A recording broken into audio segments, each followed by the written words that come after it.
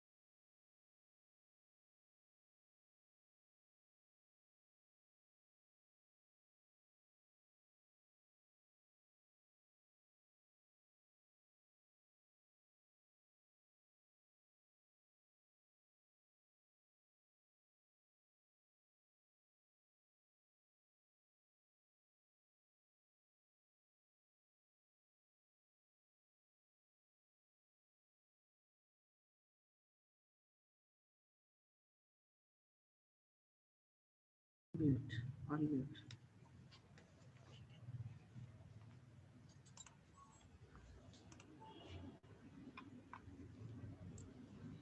Mr. Lawrence, Mr. Robert Nagolo, and Mr. Stephen Dugoyera, our esteemed guests from Uganda. Reverend Sergeant Anthony, our principal,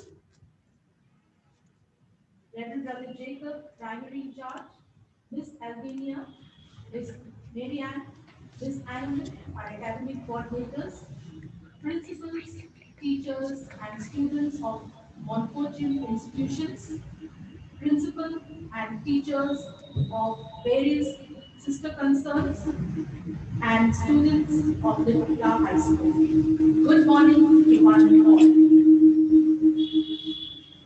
It's my honor to welcome you all to the first virtual Model United Nations conference hosted by our school.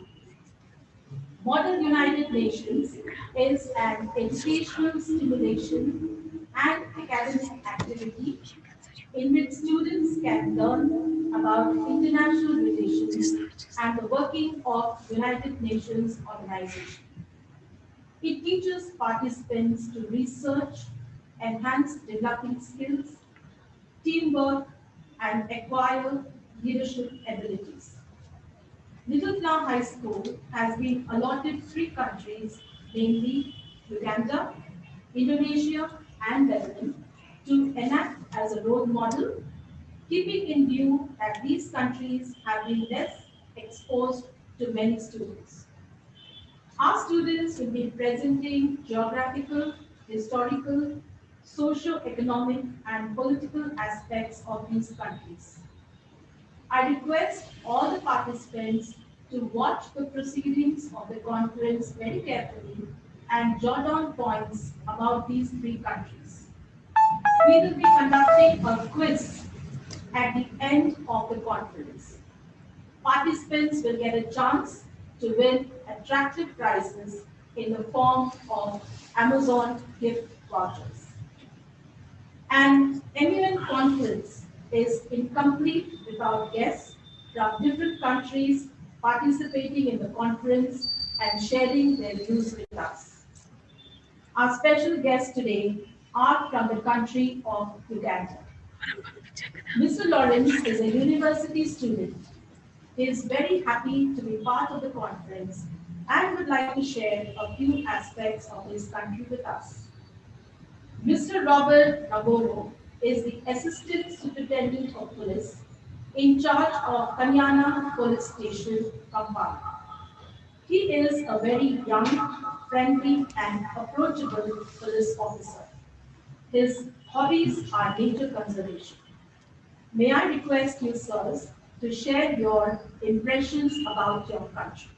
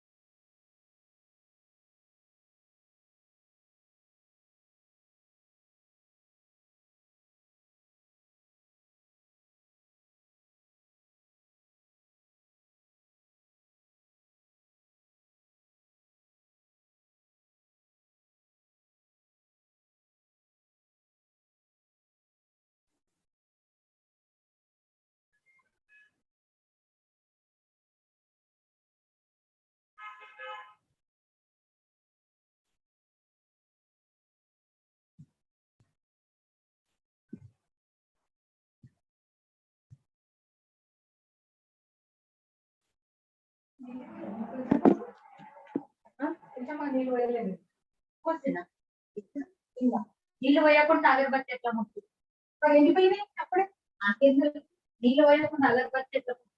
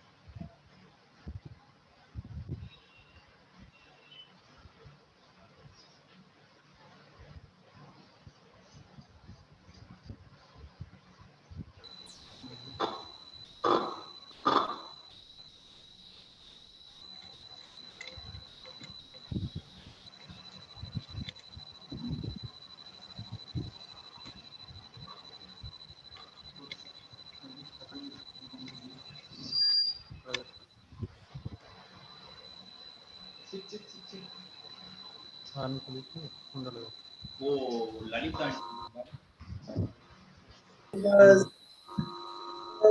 some swamps have the vegetation of Uganda and the green pasture.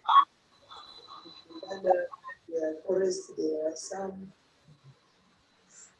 green things, vegetables which we share and we have that makes the beauty of Uganda.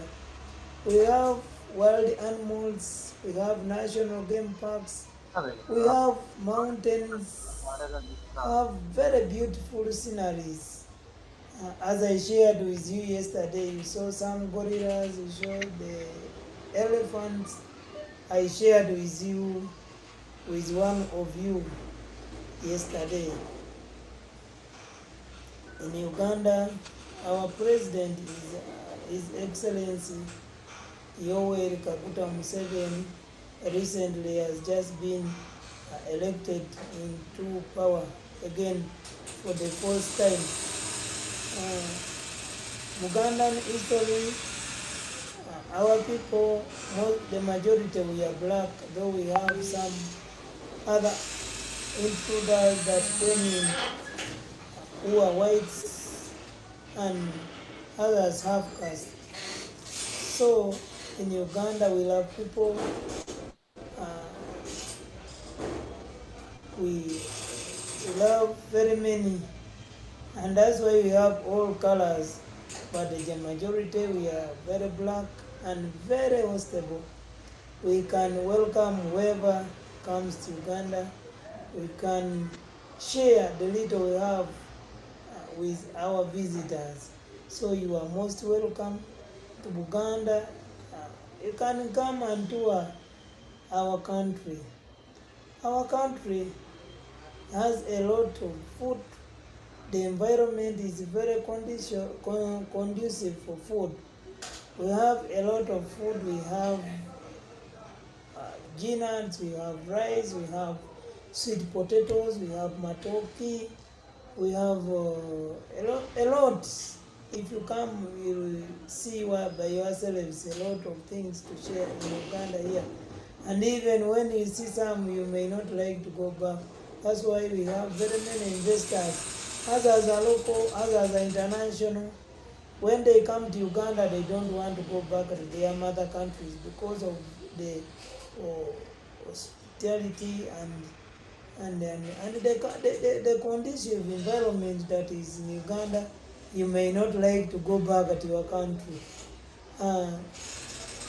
Dear viewers, I would like you to share this video amongst you, and next time you come also to Uganda and see what is on ground, see the sceneries, see the rivers. I think we have the longest river is in Uganda, which is the River Nile, stretching right from Uganda to Egypt. So you come and see everything that you are learning on history. You just come and view them physically, where there is a source of River Nile, where the Nile starts up to Egypt. You can come and view it. You have the longest mountains, have very beautiful forests. So, and even people, we are very dark, very dark. Come and view us. You are most welcome. Thank you. Share that video. Thank you very much.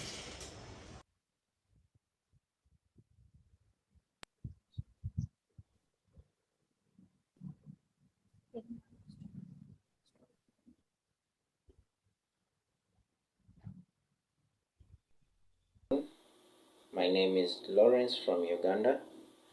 I'm here to present to you some of the few things you may not know about Uganda, the Pearl of Africa. It's one of the most beautiful and peaceful countries in Africa, which has welcomed a big number of refugees that are still dependent on it, still welcomes more from different parts of the world. Uganda has its capital as Kampala, and it's a growing country. It's a landlocked country bordered by Tanzania in the south, Kenya in the east, South Sudan in the north,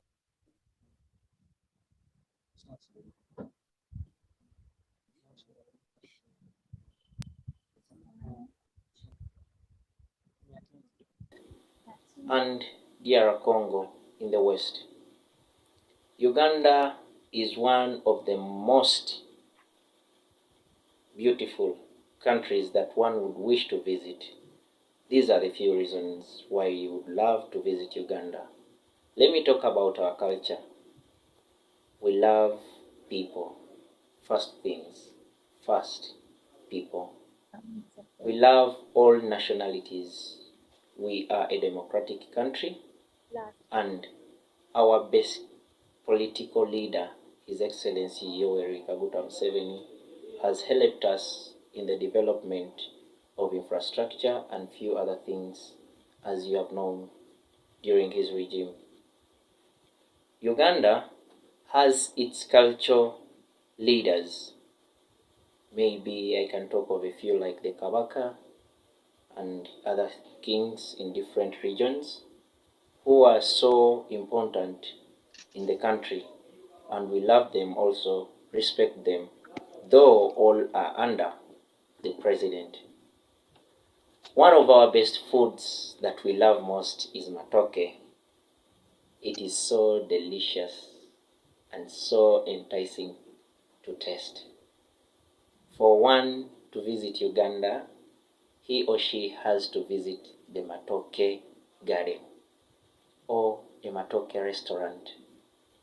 Apart from that, for our special visitors, we have fried grasshoppers, which are so tasty, so tasty. And when you visit Uganda without having a taste of those two, no, you have not visited Uganda. At least take a sample and try it with other people. That's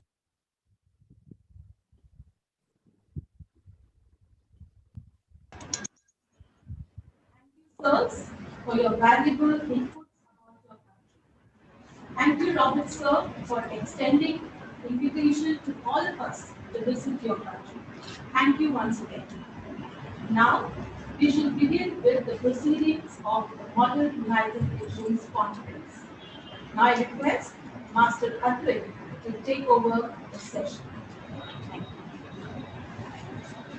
Good morning, President, Chairpersons, and delegates. I welcome all of you to modern United Nations. Now, I request the President of the General Assembly to shed some light on the United Nations organization. Good morning.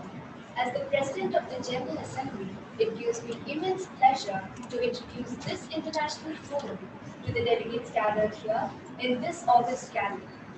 The United Nations is an international organization founded in 1945 after the Second World War.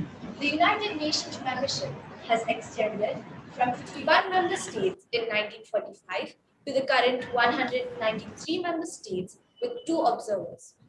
The United Nations is committed to maintaining international peace and security, upholding human rights, respecting international law, promoting social progress, achieving international cooperation, and being a center for harmonizing the actions of nations.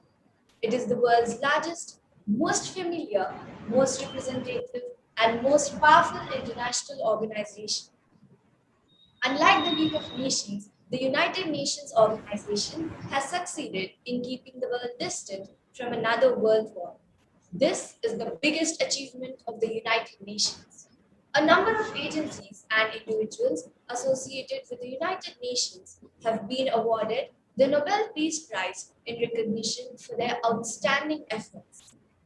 Coming to the structure of the United Nations, it has 6 principal organs originally: the General Assembly, the Secretariat, the Security Council, the Economic and Social Council, the Trusteeship Council, and the International Court of Justice. The Trusteeship Council is now defunct. it ceased to function in the year 1994. The United Nations has been playing a greater role in the upliftment of the social, economic, and educational standards of the world through special agencies like the UNESCO, UNICEF, WHO, ILO, and so on. The United Nations is also playing a pivotal role in the control of COVID 19. The COVID 19 pandemic is more than a health crisis. It is an economic crisis, a humanitarian crisis, a security crisis, and a human rights crisis. This crisis has highlighted severe fragilities and inequalities within and among nations.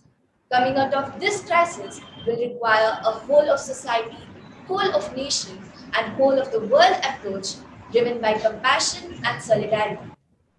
The United Nations has launched the United Nations Comprehensive Response to COVID 19 to save lives, protect societies, recover better, deliver a global response that leaves no one behind, reduce our vulnerability to future pandemics, overcome the severe inequalities exposed by the pandemic, resilience to future shocks, and above all, climate change.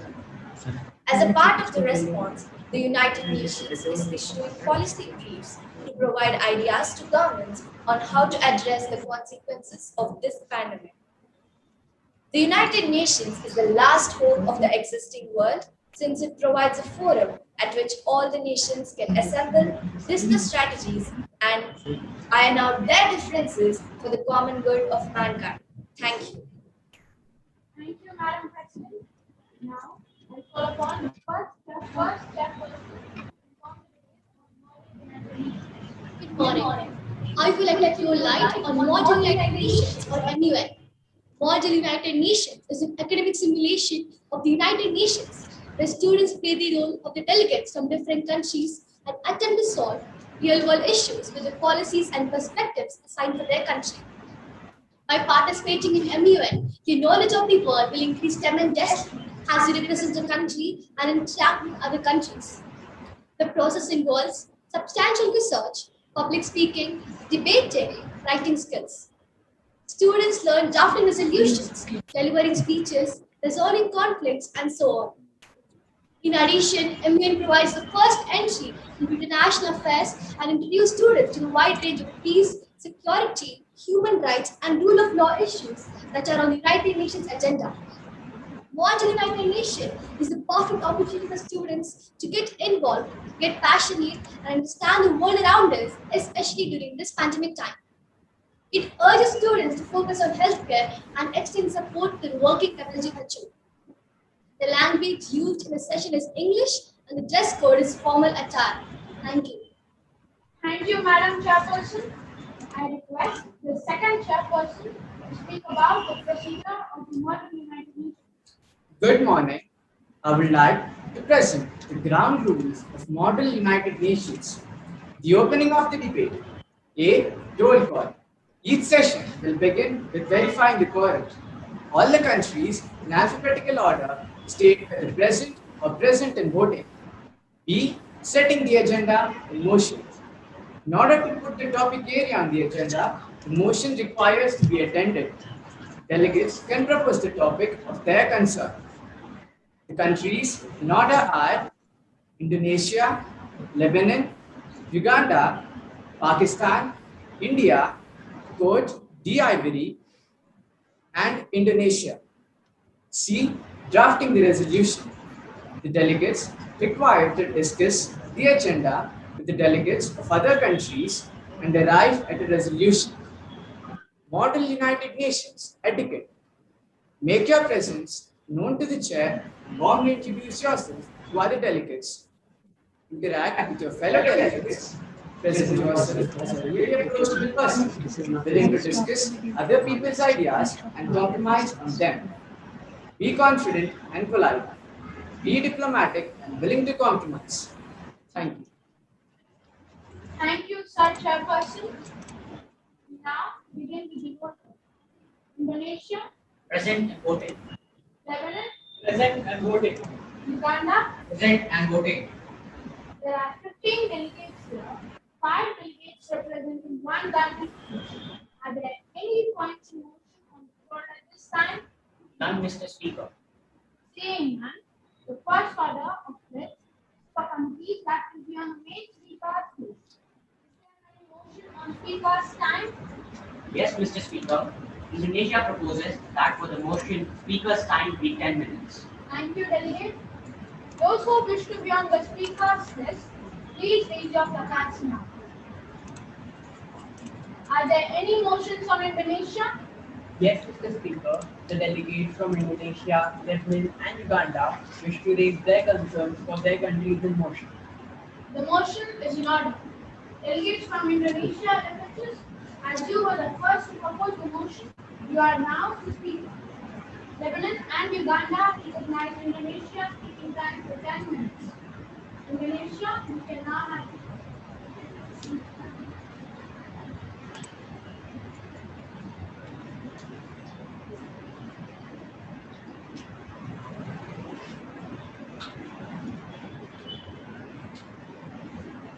Salamat pagi, Madam President, Honorable Chairpersons, and the respected UN delegates. I deem it an honor to represent my country, Indonesia, today in the MUN. So welcome to Indonesia. Indonesia is the world's largest island country located in Southeast Asia and Oceania between the Indian and Pacific Oceans, with its capital being Jakarta. The flag of Indonesia is a horizontal bicolor of red and white. The color red stands for courage and blood, and the color white stands for purity. The national emblem of Indonesia is the Garuda Pancasila, a mythical bird from the country's historical epics. The eagle stands for creative energy. Indonesia has a lot to offer, from its stupendous tourist spots to its mouth-watering delicacy. It is my pleasure to make you all familiar with my land's geography and demography. Geography of Indonesia. Indonesia has a total of 19,04,569 square kilometers, wherein approximately 18 lakh square kilometers is land and 93,000 square kilometers is water. Our nation is composed of some 17,500 islands, of which more than 7,000 are uninhabited. The archipelago adopted Islam between the 13th and 16th centuries, and now is the largest religion in the country with a Muslim population of 86.7%. Our nation has many high mountains, tropical rainforests, jungles, as well as many swampy mangroves. Respected Madam President, as we all are aware that due to Indonesia's geographical location, we face a constant threat from tsunamis, volcanoes, and other natural disasters. And so we seek help from the UN in terms of finances and technology. Demography of Indonesia. Indonesia is the world's fourth most populous country with a population of 270.20 million and a population density of 151 per kilometer square, whereas the birth rate has slowed and the life expectancy decreased. Around 56% of the population lives on Java, which also happens to be the world's most populous island. Madam President, the matter at hand is that for years now, we have been importing basic food like rice, as there is absence of enough fields to grow food for its 270 million people. And so we seek aid from the UN in this matter. Thank you. Madam President, as one of the world's largest countries, Indonesia is a home to a diverse range of climatic conditions. Unfortunately, the country is also vulnerable to threats posed by global warming and climate change. Taking a closer look at our country's climate, the main variable is neither temperature nor air pressure but rainfall. The average yearly rainfall here as a whole is approximately 200 centimeters. We experience a number of climates, mostly tropical rainforest, followed by tropical monsoon and tropical savanna. Indonesia's natural resources. Indonesia has a large variety of mineral deposits.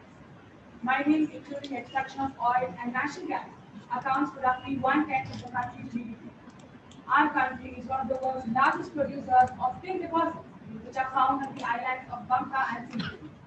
We are a major supplier of commodities such as coffee, rubber, timber, palm oil, and cocoa to the world market. This mining sector has been one of the key sectors contributing towards our country's economic growth over many decades.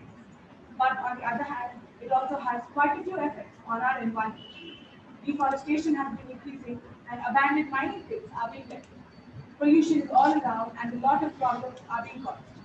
Madam President, We appeal for your help as we need eco-friendly equipment, machines for reusing waste, rehabilitating mining sites, helping farmers with better equipment, and a few such effective ways to maintain a healthy environment in our country.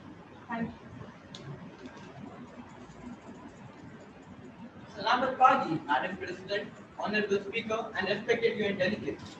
Today, I am here to tell you about the history and culture of Indonesia. History of Indonesia.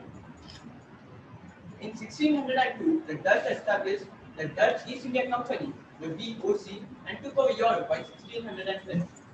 Due to bankruptcy, the VOC was formally dissolved in 1800 and was brought to the Dutch East Indies under government control.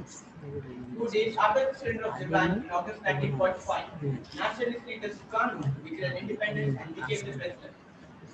As a consequence, the Indonesian economy had to recover from the hardships of the Japanese occupation, the war for independence, and the 1930s depression. During the period 1958 to 1965, there was a little economic growth. The growth rate dwindled largely due to the political instability. After all these challenges, today Indonesia stands before you as one of the handful of successful emerging economies that some refer to as newly industrialized countries. Although many Indonesians have to transit from day-to-day work in the informal economy, where they typically earn the equivalent of several dollars per day. Culture of Indonesia. Indonesia's national motto, Bhinneka Tunggal Ika, unity in diversity, refers to the variety in the country's internal composition, but also indicates that, despite all differences in its diversity society, there is a true sense of unity or Indonesianness among the people of Indonesia. The traditional music of Central and East Java and Bali is the gamelan. The kronggong is a musical genre that uses guitars and ukulele as the main musical instruments. The Wayang show or the shadow puppet theatre displays several mythological legends. Borobudur, located on the island of Java, a masterpiece of 9th century Buddhist architecture, is one of the most famous Buddhist temples which was revived in 1850. Madam President, we ask you for some funds for the preservation of the historical monuments and declaration for unexpected natural disasters occur. Reconstruction of historic structures based on 3D laser scanner using delivered point clouds can be accurately done. Thank you. Madam President, our country Indonesia is the largest in Southeast Asia and is one of the emerging market economies of the world. We have the 15th largest economy in the world. Madam President, when we move to the export and agriculture of our country, Indonesia earns about $249 billion through exporting crude oil and natural gas. Our export partners are namely China, Malaysia, United States, India, and Singapore. The food crops here are namely rice, cassava, soybeans, and peanuts. Indonesia's currency is Indonesian rupiah, where 1 rupiah equals to 0.0051 Indian paise. Madam President, we would like to bring it to your notice that in 2012, Indonesia's market has seen a real fall and it is chaotic. Then, slowly increasing the labor force and industries, we sustained our economy. Indonesia is a market economy in which the state-owned enterprises or SOEs and large private business groups play a very significant role. Indonesia, though a country with a slightly upper middle income, faced a lot of troubles during COVID-19. The economy of our country was decreased by 4% during this pandemic. Madam President, Indonesia is seeking economic help from the UN. We need health funds, medical equipment, and some money distribution to the needy. We are facing trouble repaying the countries that have helped us. So we make an appeal to the UN to provide us with high medical funds, some increase of health sectors, and health campaigns. Thank you. Madam President, our country Indonesia is a republican presidential system. It follows the bicameral legislature. Since its independence in 1945, Indonesia has shifted through a number of political systems and governmental structures, reforming and revamping its executive, legislative, and judicial branches. Its latest period is known as the reform era. Some of the changes include delegation of power and authority to various regional entities while remaining a unitary state. The president may serve a maximum of 2 consecutive 5-year terms, establishing a direct popular elections. Madam President, as you are aware, our country is often referred to as the democratic success story of Southeast Asia and a model of Muslim democracy. But yet, there are some issues our country should work on, like rising concerns about human rights violation, concerns of religious intolerance, widespread economic inequalities, gender inequalities, rising corruption, environmental issues, etc. Madam President, the main issue of concern for us is poverty. Still, people are deprived of basic amenities like safe drinking water and sanitation. Our government is working on revamping many protectionist policies and improving social assistance programs, which may actually help in reducing poverty. Madam President, I want to bring to all of this that our country is the fourth largest populous country in the developing economy. So it puts a high pressure on us to bridge the gap between haves and have-nots. So on behalf of our country, I make an appeal to the UN to help us with financial and technical support to build proper infrastructure, to provide policy recommendation, to give medical and health support to help the deprived sections so that we can meet sustainable development goals. Thank you. Thank you, delegates from Indonesia. Delegates from Lebanon, you can now take the floor.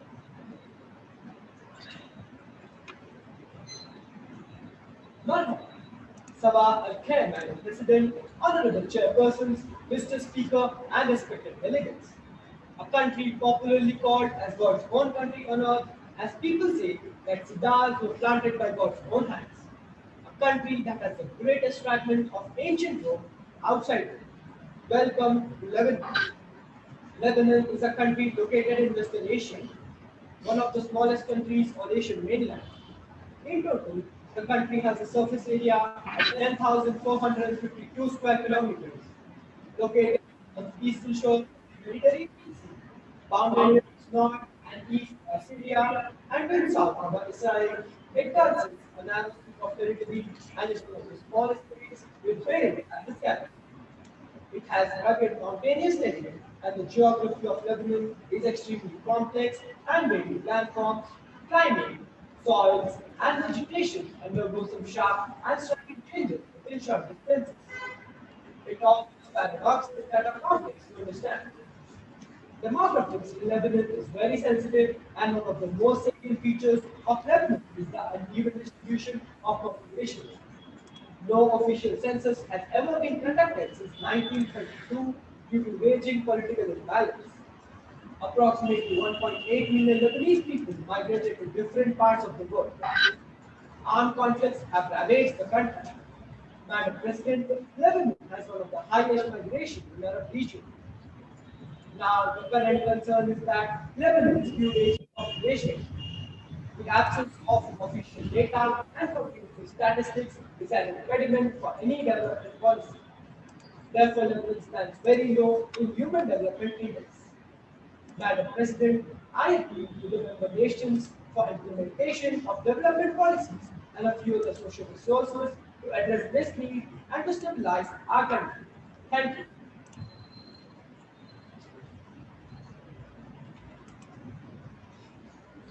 Lebanon has a Mediterranean climate with four main seasons.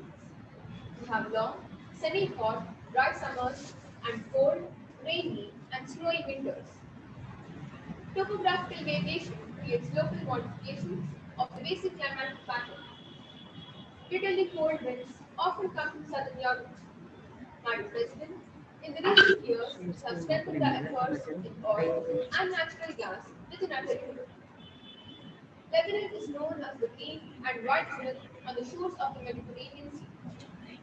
The name is derived from the subtropical climate along the Mediterranean Sea, while the white from the whitish landscape as a result of limestone that covers most of the nation's landscape. The government is, however, hopeful that recently discovered hydrocarbon resources will turn the economy around and improve the lives of our population. However, experts have warned us against excitement on the discovery as the path to production can at times take several years.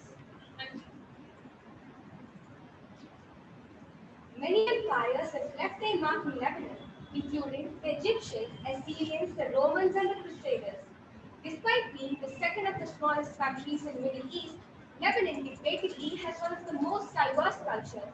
It is a multi-ethnic, multilingual, and a multi-religious country. The Lebanese have diversity in their religion. Sunnis, Shias, and Christians form the majority. Arabic is the national language of Lebanon. while French and English are also spoken because of a history of French colonialism. Kiva is the national dish of Lebanon. Madam President, the history of Lebanon starts with the rule of Ottoman as a part of Greater Syria. Sykes-Picot Agreement was introduced and Lebanon was formed. After the French, the British started ruling with al-Bashar Khani as the first president. As slowly and gradually, poverty and illiteracy spread all across the country, Camille Sharmi came into the picture. His days are known to be the most wealthy. But due to religious tensions and USA and USSR quest for dominance, it led to a civil war in 1958, causing a lot of deaths. It ended with a Nasser agreement with Arabic fan leader Eisenhower for a new president. Madam President, these were the days of oppression and administration. And then the 15-year-long civil war started, and it ended with the Taif agreement in 1989 and Rafiq Hatimi as the new president. He bought land in the capital and also changed the demographics of the country. After his assassination, Lebanon went through a war. Its rival with Command also started a mini civil war, which ended with the Doha Agreement. It was sought to bring back the peace and sovereignty of our country, but unfortunately, the agreement failed to serve its purpose. Madam President, the consequences of the Beirut explosions are severe. Due to the long years of civil war, many artists have left the country, and 3 UNESCO World Heritage Sites are also damaged. Madam President, we appeal for your help as our cultural sector is in crisis. Thank you. Madam President, I am here to speak about the political aspects and about the government of Lebanon. Lebanon is a parliamentary democratic republic within the framework of confessionalism. The president has to be a Maronite Christian, the prime minister a Sunni Muslim, and the speaker a Shia Muslim. This method is used to avoid sectarian conflict. Each religious community has an allotted number of seats in the parliament. The Constitution of Lebanon was adopted on 23rd May 1926. It grants the people the right to change the government. It states that all citizens of Lebanon are equal before the law and are equally bound by public duties without any distinction. The last amendment in the Constitution was related to the Taif Accord and was made in October 1989. Lebanese Constitution guarantees that the judiciary is counted as an independent entity subject only to the law. According to the Constitution, direct elections must be held for Parliament every 4 years.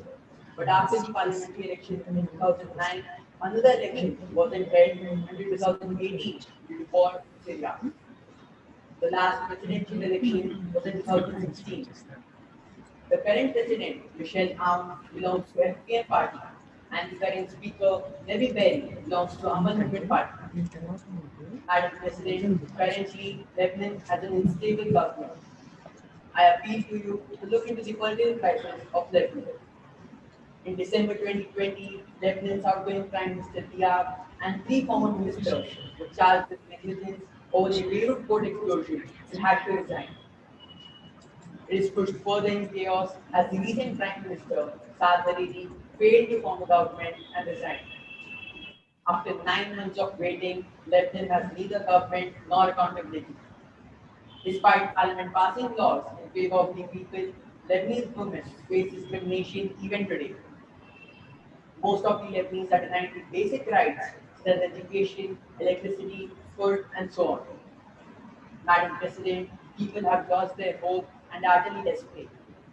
There is no indicator for the formation of a new government anytime soon. I urge the intervention of international bureaucracy to prioritize reform in our country. Thank you. Lebanon is battling the deep economic crisis for the past 18 months. Lebanon's crisis is the worst depression of modern history. The currency has lost more than 90% of its value, and more than half of the population has been propelled into poverty. Double blow of the pandemic and huge explosion in Beirut port made the Lebanon's economic crisis a back to worse situation. What went wrong with the economy? Madam President, in order to understand this, we should peek into the economy of Lebanon from 1950 and how it gradually deteriorated. The period of 1950s to 60s was considered as Lebanon's golden age and earned the name of Switzerland of the East. The onset of civil war in 1975 saw a downturn in economic activity. It is the religion's diversity that makes the country an easy target for interference by external powers. The civil war triggered in 1975 was a sectarian war which lasted for 15 years and resulted in immeasurable destruction. Following Lebanon's civil war, successive Lebanese governments borrowed heavily from local banks for rebuilding the nation. The vision of rebuilding the nation was derailed by corruption and mismanagement. The government borrowed new money to pay existing creditors, by which Lebanon's debt burden increased.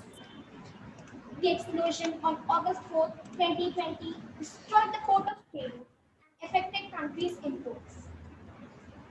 The blast turned a grim situation to dire crisis. Today, Lebanon does not have a national strategy for sustainable development, nor a national economic plan, nor a poverty reduction strategy. The crisis in Lebanon did not crop up overnight. The mistakes were repeated for years together. The conditions in the country can be normalized only with the help of other countries in the world, along with coordination and cooperation of the different religious communities in Lebanon.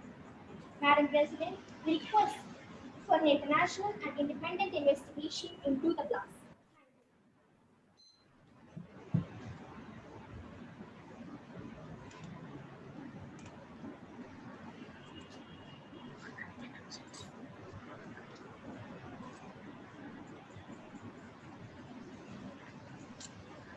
దీనికి నచ్చింది.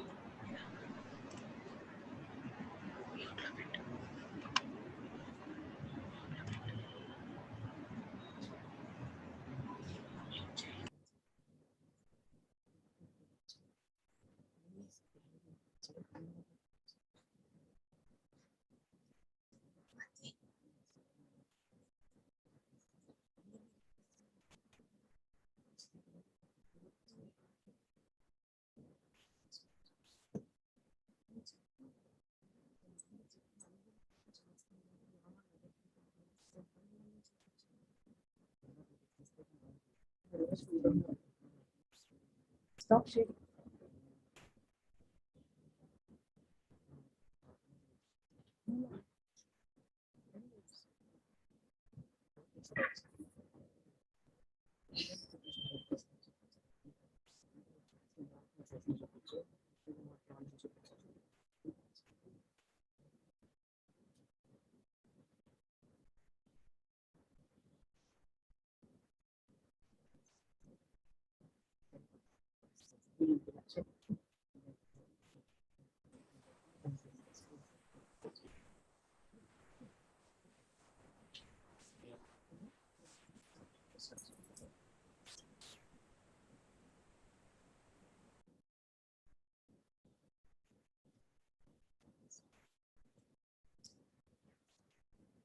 Thank you, delegates from Lebanon, delegates from Uganda. You can now continue.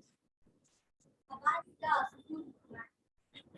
Chairperson, respected speakers and even delegates, it is my privilege to share a glimpse of my country, Canada.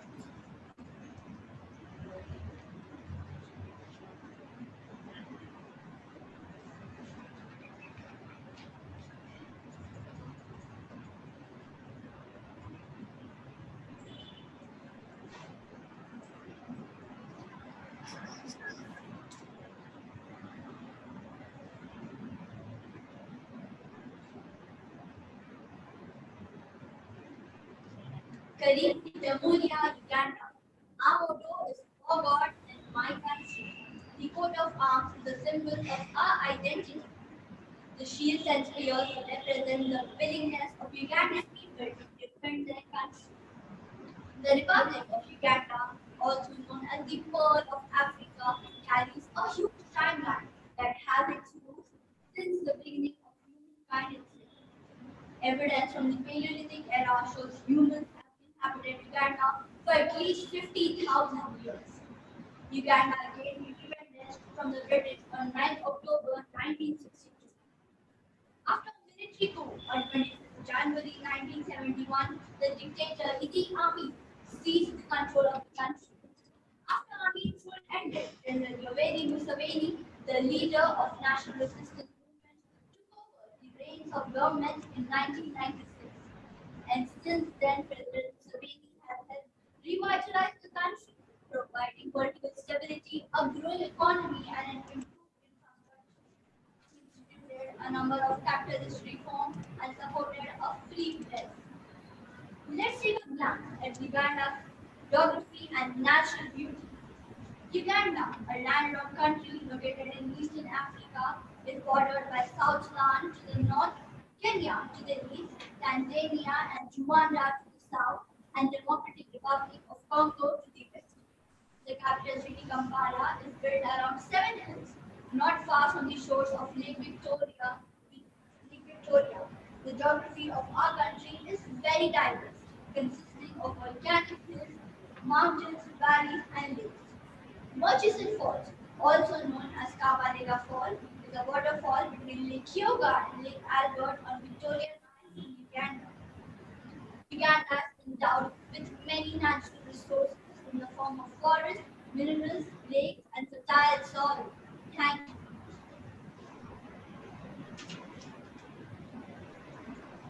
Madam President, Uganda faces three major environmental problems, namely deforestation, land degradation, and water pollution. In the late 1980s, about 7% of Uganda's dryland area was protected forest reserves. Forest and woodland cover in Uganda stands at 24% of the total land area. 30% of these areas are national parks, protected forest reserves, and national and wildlife reserves. The most important forest products are timber, charcoal, wood pulp, and paper. Madam President, Uganda has an abundance of forests. With many forests comes a lot of wildlife.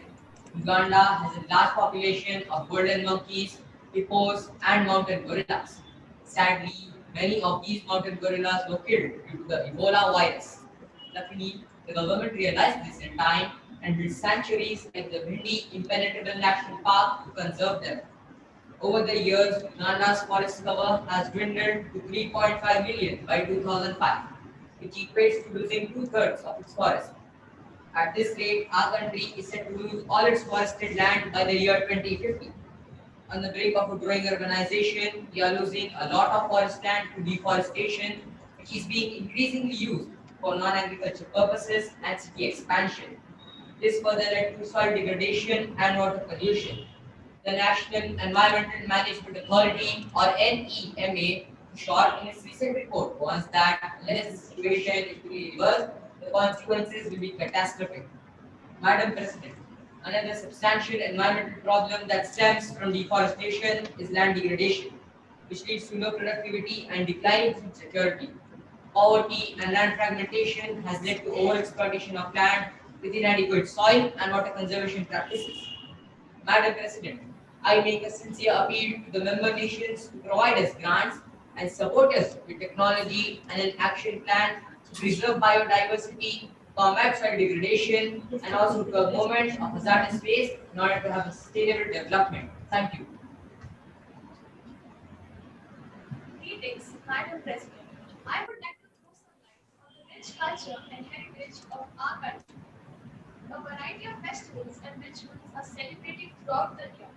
Uganda's ethnic arts are prized by collectors all around the world. Uganda is world famous for wooden carving with scenes from Ugandan history and legend. Iron working and textile painting are the other popular ones. Katongo, Kosho, and Kotoko are some of the local popular delicacies of our country. There are at least 32 languages spoken in our country, but English and Swahili are the official languages. Kadongo Kamu is the most listened and traditional music of our country. The famous Nankasa dance is performed on Kadongo Kamu. Tourism. The main tourist attractions in our country is Uganda Equator. People all around the world visit here to have a unique experience of being able to stand between the northern and the southern hemispheres. Queen Elizabeth National Park, river rafting, and golf safari are the other popular attractions of our country. Madam President, now we would like to present the economic status of our country. The main source of income in our country is agriculture. The soils and the climate are very favorable to agriculture. We mainly export oil, fish, tea, coffee, tobacco, and cotton across the world. Our country's earnings from foreign trade were 22,455 billion US dollars in the year 2020. Our government is self-sufficient but faces several climatic issues. The currency used in our country is known as the Ugandan shillings. The economy grows at approximately 4% every year. Major growth in GDP is dependent on agriculture, contributing 71.9%, and the rest is dependent on other sectors. The GDP per capita is 971.98 US dollars. The GDP in the year 2020 declined by approximately 3.1% during the pandemic. Most people are engaged in agriculture and allied activities. Very few people are employed in the formal sector, and a vast majority of them are employed in the informal sector in urban areas. The poor infrastructure, illiteracy, and increase in population have resulted in poor skilled labor. Our government has actively taken several measures to improve the infrastructure and literacy rate in our country. Thank you. Madam President, I'm here to represent and speak about the system of education in our country. The system of education in our country consists of three levels: 7 years of elementary education, 4 years of lower secondary education, and 2 years of upper secondary education. Children join school at the age of 6. Elementary education is the only compulsory level. Our government provides free universal primary education to all Ugandan children in the age group of 6 to 13 years. Today, in the educational sector, we are faced with many challenges. It is heartbreaking to know that the number of school dropouts has been increasing alarmingly. Extreme poverty has forced the children to join the workforce at a very young age. There aren't enough facilities for children with disabilities to attend schools. In the recent years, the COVID pandemic has had a negative impact on education. We have taken strict measures by closing down schools during the pandemic. In fact, our country is ranked among the top 20 countries for the longest period of school closures. Online education has not been a successful and an effective option either, as many students don't have access to online education. I, as a representative of my government, appeal to all the members of the United Nations to provide us financial assistance so that we can develop the necessary infrastructure and ensure that every child has access to education. Thank you.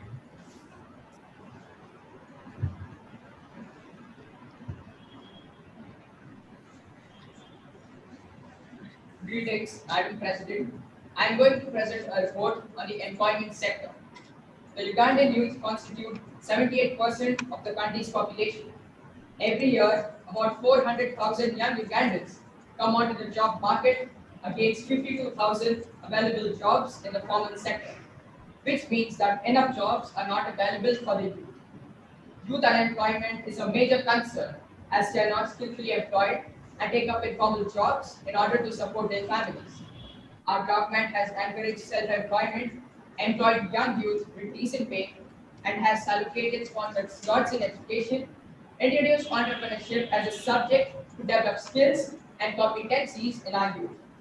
However, in spite of these measures, the situation doesn't seem to have changed much. Sadly, the COVID-19 pandemic has severely damaged the economy and it has affected the livelihoods of the people engaged in the informal sector. The country needs urgent injection of funds to boost the current economy and provide livelihood to everyone. So, Madam President, I appeal on behalf of my government to provide us assistance to revive our economy. Thank you. Thank you, delegates from Uganda. Delegates, are there any motions on the floor? Yes, motion is for the agenda, Mr. Speaker. Lebanon, you have been recognized. What points do you raise, delegate from Lebanon? Discuss COVID-19 and climate change. Granted, delegate from Lebanon. Indonesia, to what point do you rise? COVID-19 and climate change. Thank you. Uganda, to what point do you rise? COVID-19 and climate change. Granted. Lebanon, as you were the first to raise the agenda, two delegates from Lebanon will get 5 minutes on the board to speak on the agenda and to put it forward. Lebanon, you can now have the floor. In February 2020, the first case of COVID-19 was identified in Lebanon. This occurred on the backdrop of political and economic turmoil that began in October 2019 when the banking crisis and the civil uprising led to a change in political leadership. In contrast to the rather favorable health situation with a relatively limited number of infections and fatalities, the COVID-19 crisis had devastating economic costs, both directly and indirectly, given the very fragile economic environment of the country. The healthcare sector is fragmented with hospitals of varying capabilities, 84% of which are private and mainly concentrated in large cities. Furthermore, 80% of the healthcare budget is spent on acute care in private hospitals, leaving the public health systems under-resourced. In addition, Lebanon relies heavily on foreign supply chains and has no local manufacturing capability to produce essential COVID-19 supplies. The lack of efficient and sufficient strategies by the government has disrupted the economy and threatened the vulnerable people as well as public health systems. Also, while countries like South Korea and Taiwan had extensive preparedness, expertise, and experience from prior epidemics, Lebanon had to build these as a part of the current response. Pre-COVID-19 estimates for 2020 were for a fall of GDP of about 10%, with inflation at about 25%, the worst economic collapse ever since independence. It is hard to estimate the direct marginal economic impact of COVID-19. Even before the epidemic hit, there were massive business closures in reaction to the economic crisis that had exploded in September 2019. This was already leading to catastrophic increases in unemployment and poverty. Businesses had, in a matter of few months, lost access to foreign exchange and to imports. Households faced difficulty in accessing their bank accounts, and the volume of remittances decreased due to the oil crisis in Gulf countries. According to the Ministry of Health Statistics, the number of people registered on the country's vaccination platform is just 27%. The number of people who have received the first dose is 15.7%, while those who received the second dose is only 10.4%. Madam President, I appeal to you to stimulate action and funds for post-COVID recovery and grant aids to conduct countrywide inoculation programs. Thank you.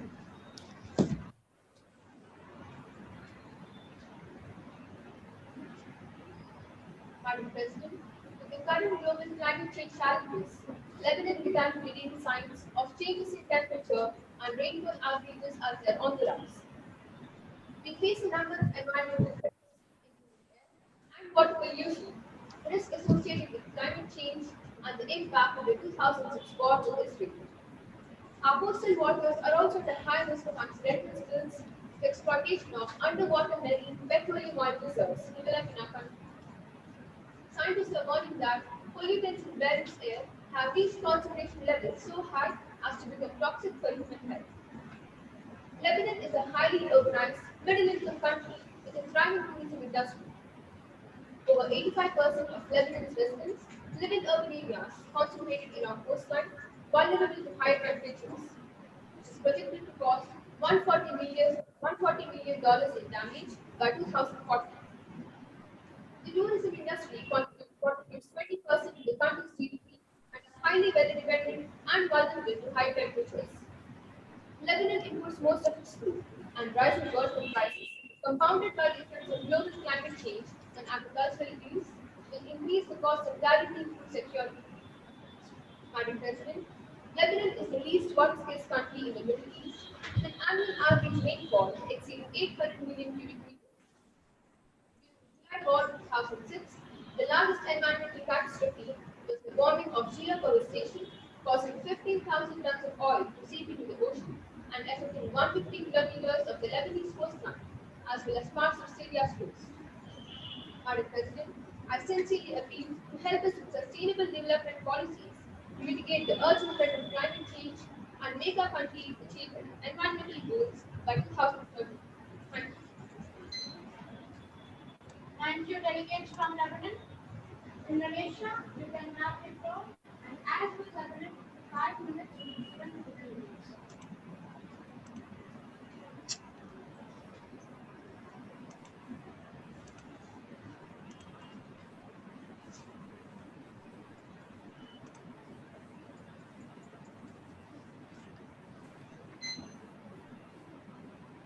As you know, Madam President, this pandemic has hit us hard in all ways.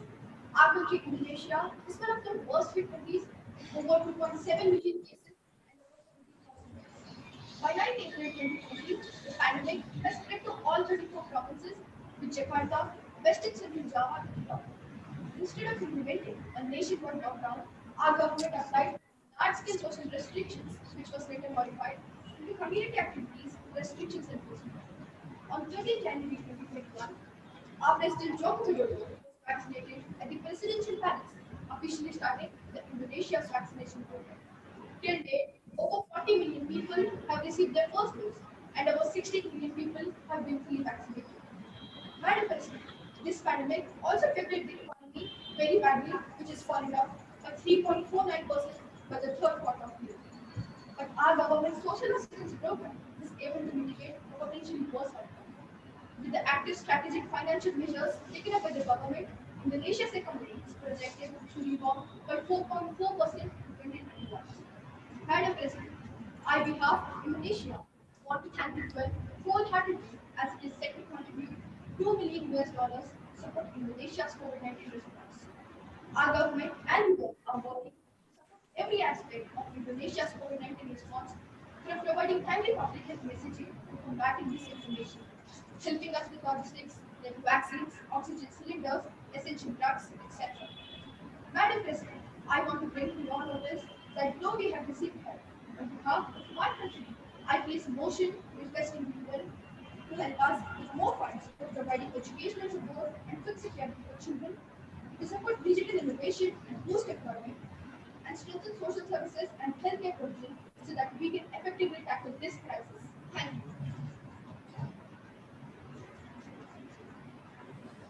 Climate change in Indonesia is of particular significance because our enormous coastal population is particularly at risk to sea level rise, and because the livelihood of so many of our people depends on agriculture and fishing, all of which could be severely impacted by temperature, rainfall, and other climatic changes. Changes in rainfall patterns are predicted to have an adverse impact on our country's agriculture. We would experience crop losses, and our fisheries would also be affected. Madam President, we would like to put forward that in our country, it is projected that rainfall will increase and many intense events could take place which could lead to flooding. These events can be disastrous. Our environment is the most affected during these difficult times. Our government estimates a loss of amount 4.1 trillion, which will lead to unpredictable water availability, uncertainty to produce agricultural goods, and economic instability. This food production loss could drastically increase the number of undernourished people and hinder progress against poverty and food insecurity. Here, the challenge for our country is to create appropriate and effective adaptation strategies to address climate change and its impacts by building resilience. Action needs to take place at all levels, from national to local and community-based efforts. Madam President, we the Indonesians are looking forward to some help from the UN in terms of finances so that we will be able to dam the reservoirs, provide food, shelter, and other necessities to our citizens. We would also like to opt for investing in sustainable solutions and spread awareness on how our country can overcome this sudden change in the climate. We hope this contribution of yours to the upcoming floods would not affect our country on a large scale. Thank you. Thank you, delegates from Indonesia. Uganda, you can now have the floor and you get 5 minutes to speak upon the agenda.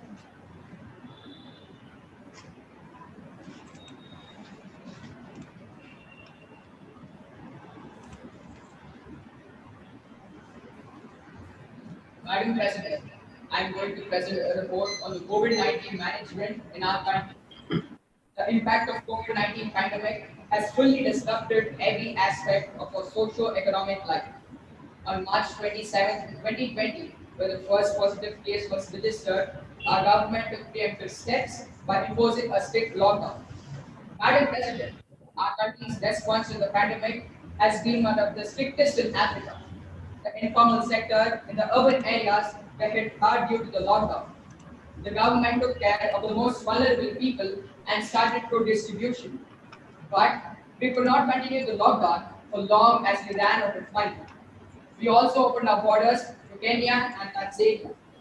Soon, we had to lift the lockdown while strictly following COVID appropriate behavior like wearing masks, washing hands, and maintaining proper social distancing. But a containment strategy was not airtight. Schools were reopened and businesses continued, which led to community transmission of the virus. As on 25th July 2021, the total number of cases stand at 92,115. Total cases recovered are 75,790. Total deaths 2,557 have been reported since the pandemic began. Vaccinated people are approximately 108,000, assuming each person has received 2 doses, which covers about 1.3% of the country's population. So far, we have received 1,110,000 AstraZeneca vaccines, and with this, we could only vaccinate the frontline workers. The average number of new cases are decreasing each day. There have been pockets of success building the resilience of the health system. Sadly, our health system is fragile and was never for a large scale or a prolonged critical care. We don't have enough supplies of oxygen and beds for critically ill patients.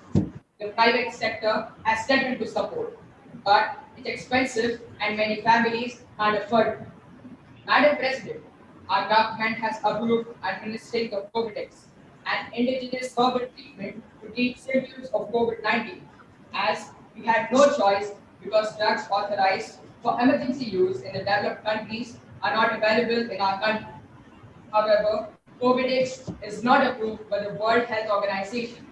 So, I appeal to the United Nations to provide us WHO approved IV medication, oxygen, and all hardware of the healthcare system to provide palliative and supportive treatment, vaccination for prevention of the spread of the virus among our people. We would really appreciate if the world community help us mitigate this crisis with urgent funding. Thank you. Madam President, I would like to draw attention to the environmental crisis of our country. Climate change is affecting a wide variety of sectors. Environment and natural resources are under threat from both natural and man-made drivers of change, including poverty, rapid population growth, unplanned urbanization, expansion of informal settlements, industrialization, and the impacts of climate change and variability among others. Fragile ecosystems are facing degradation and encroachment. Pollution levels are also on the increase, and impacts of climate change have had serious effects on agricultural production, food security, nutrition, incomes, health status, and the livelihoods. Today, one of the biggest concerns of our country is water pollution. Lake Victoria, the chief source of water in Uganda, also supplies water to millions in neighboring Kenya and Tanzania. It is threatened by toxic industrial pollutants and hyacinth growth. Masses of hyacinths drift into the ports of Uganda and impel local fishing, trap small boats, and keep fish under the plants. Even worse, experts believe that the lake's pollution will only worsen as only roughly 80% of the nation's city dwellers and 47% of the people living in rural areas have access to clean drinking water. Madam President, I make a sincere appeal to the members of the United Nations to provide us grants and support us to resolve our environmental crisis by implementing policies for effective waste management so that the fisheries and the ecosystems of the lake can be restored. Thank you. Thank you, delegates from Uganda. Now, I call upon the delegate from Pakistan to speak for 2 minutes on the agenda.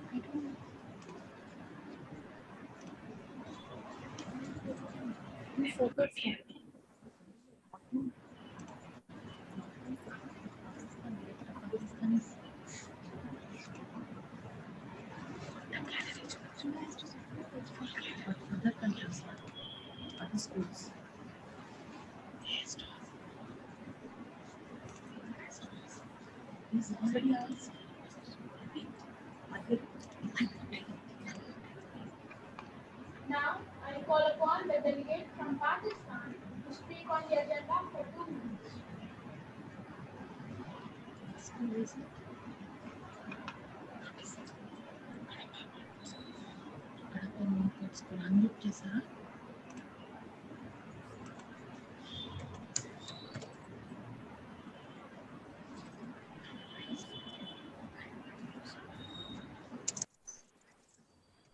Next.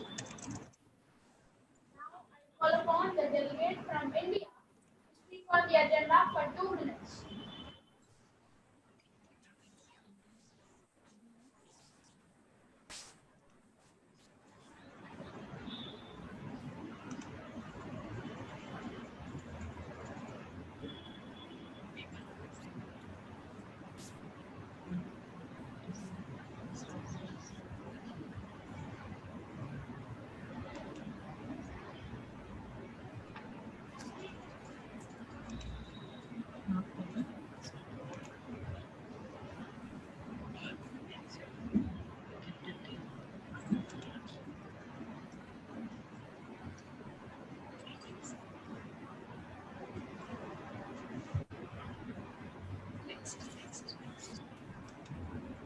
Next.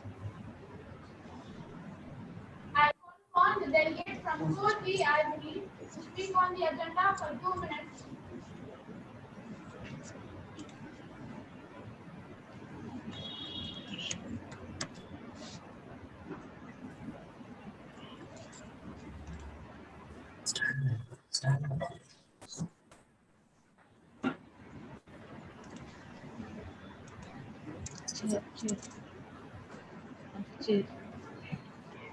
Very happy morning to all the dignitaries who are present over here. I'm a delegate from Cote d'Ivoire, and Cote d'Ivoire is a West African country with beach resorts, rainforests, and a French colonial legacy. Our president is Sir Alassane Ouattara.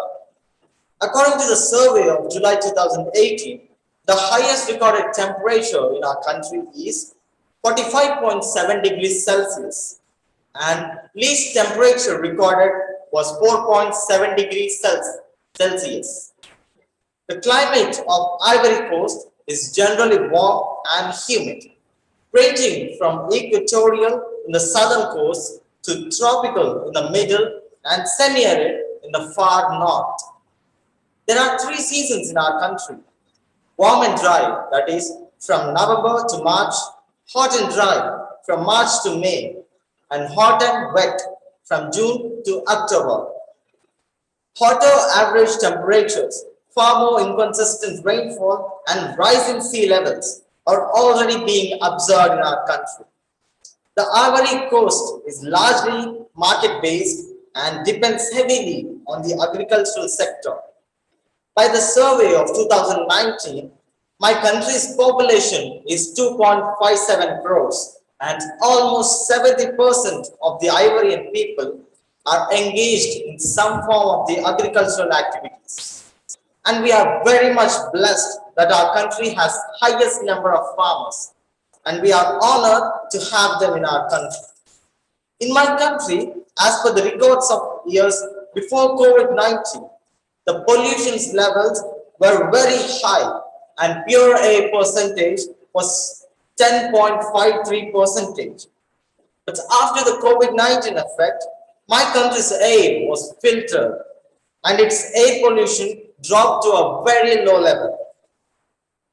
I'm very depressed that my people have lost their lives and jobs during this pandemic, but I am sure our leaders will abide by Constitution and stay by the side of poor citizens and compensate the families who lost their livelihood.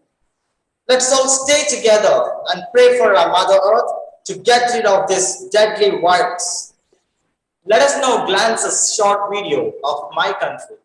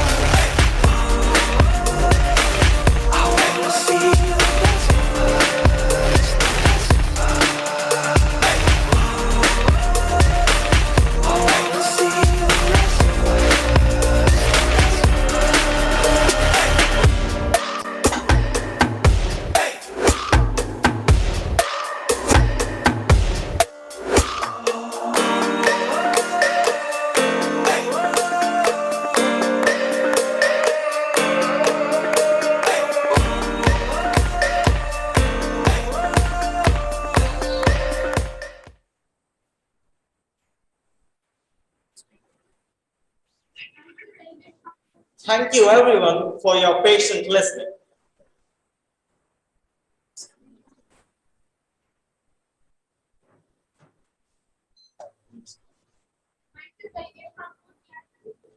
Now, I request the delegate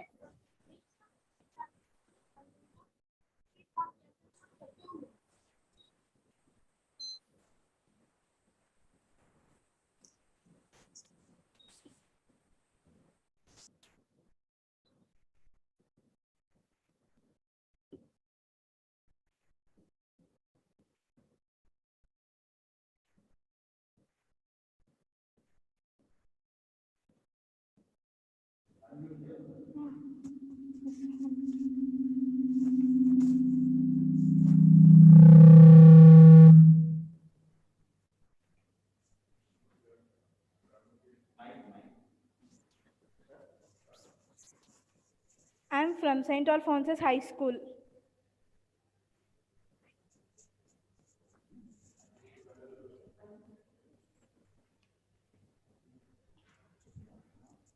Be safe, be smart, be kind.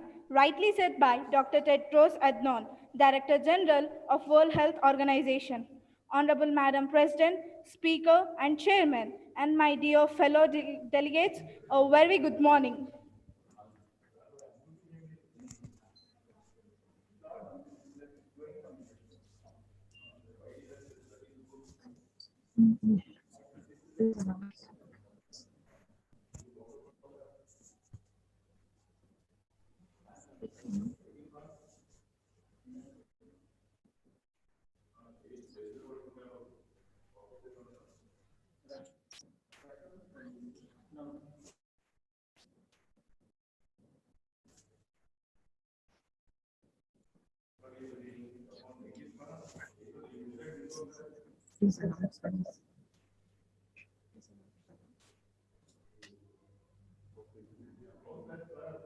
St. Alfonso's High School, Nalgonda, is kindly requested to unmute themselves.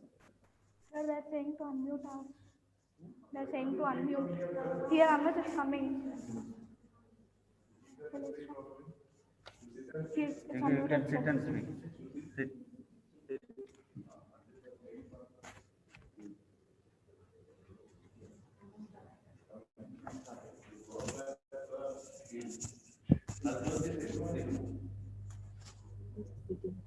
Please begin.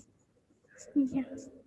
Be safe, be smart, be kind. Rightly said by Dr. Tedros Adhanom, Director General of World Health Organization. Honorable Madam President, Speaker, Chairperson, and my dear fellow delegates, a very good morning. With your permission, I would like to express my views impact of COVID-19 in Indonesia. Human civilization probably is passing through the most critical juncture of this millennium, being challenged by the emergence of a new coronavirus disease, COVID-19. The impact of COVID-19 in Indonesia has now spanned across all sectors of life as it has worldwide. It has put a half to many medical professionals has left the nation in a position of uncertainty. The mass fear of COVID-19 is termed as coronaphobia, has generated acute panic, anxiety, depression, confusion, frustration, loneliness, and caused universal social and psychological impact on Indonesia in particular and on the entire mankind in general. The government of our country has taken strict protective and precautionary measures such as wearing face masks, social distancing, hand hygiene caused by the COVID-19 pandemic is devastating. In our country, 1.5 billion students, that is 87% of enrolled learners, are out of educational institutions worldwide. The other frontline workers, children, and general public. I conclude by saying that COVID-19 has created social and psychological illnesses and worldwide crisis. We, as a global citizens, should rise to the occasion to meet the challenge of third wave and adhere the protocol of COVID-19. Stay home, stay safe, wear mask and hygiene and social distancing. Thank you.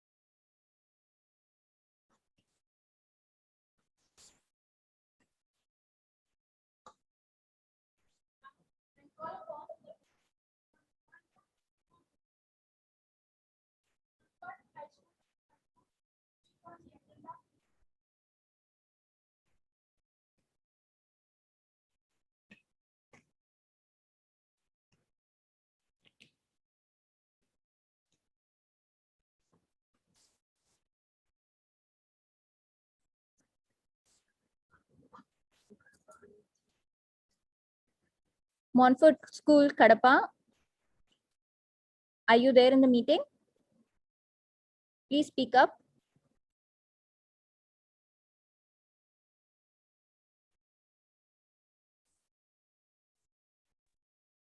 Is this?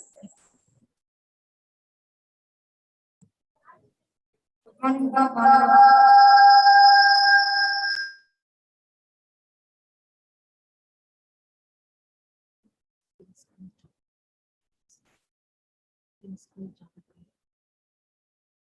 Pin School from Chadarghat. Kindly speak up. Good morning to Honorable President, Chairman, and Speaker, and all delegates who are present here. Today, I would like to say climatic conditions of Uganda. Uganda has a warm tropical climate and temperature falling. Uganda receives an annual rainfall of 1,000 to 1,000 mm. The rainy season are from March to May and from September to November. During these months, heavy rainfall. Yes. Is there, He's seeing there also. Uganda. So that Uganda. See here, I am showing the Uganda. You may start again, please.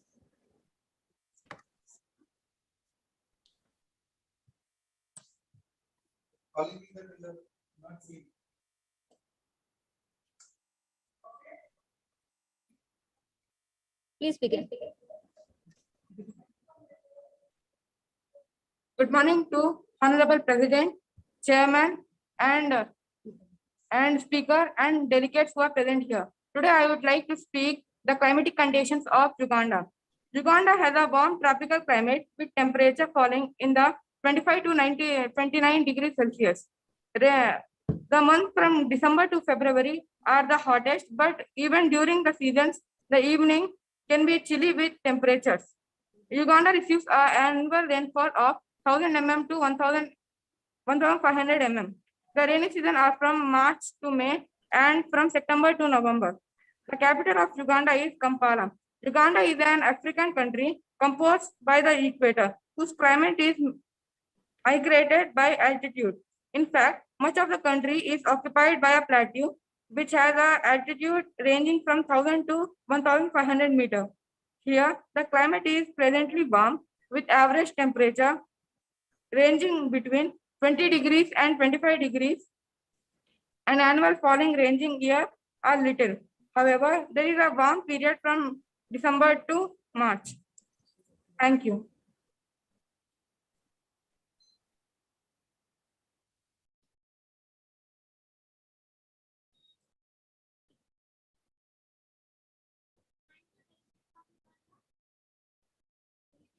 Are there any rules for the closing of this question?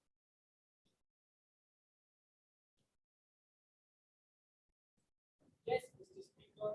Lebanon also proposed the closing of the speeches. Motion is not. All those in favor of the conference, please raise your hands.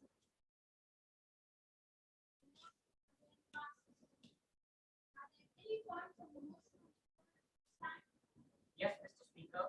Indonesia wants to vote for a resolution on the issue of COVID-19 and climate change in our country. Not Lebanon and Uganda, but all the countries that have participated in the discussion on the agenda. Motion to move on to voting. Speaker on the resolution.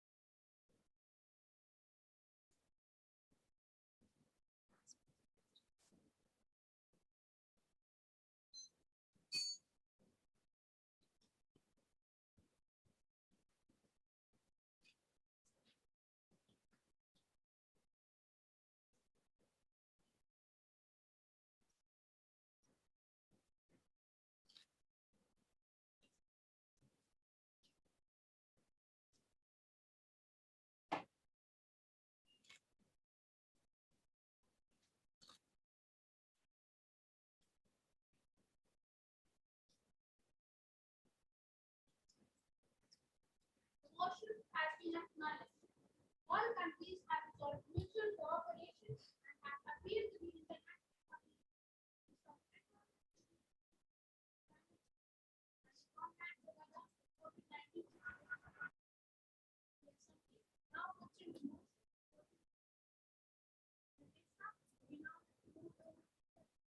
Yes, Mr. Speaker. The motion is not. All those in favor, this motion clearly passes. This session is now in recess.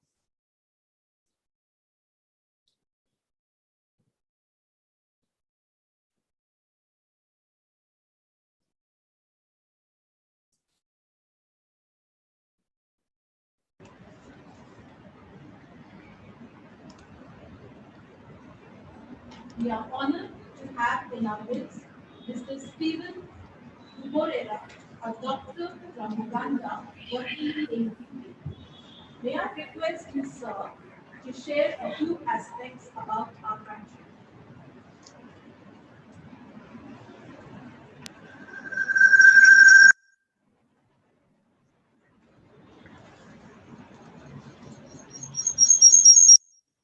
University in the UK. I am from Uganda.